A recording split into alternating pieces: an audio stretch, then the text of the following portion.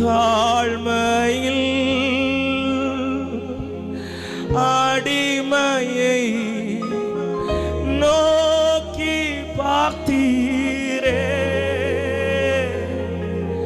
தாழ்மையில் அடிமையை நோக்கி பார்த்தீரே.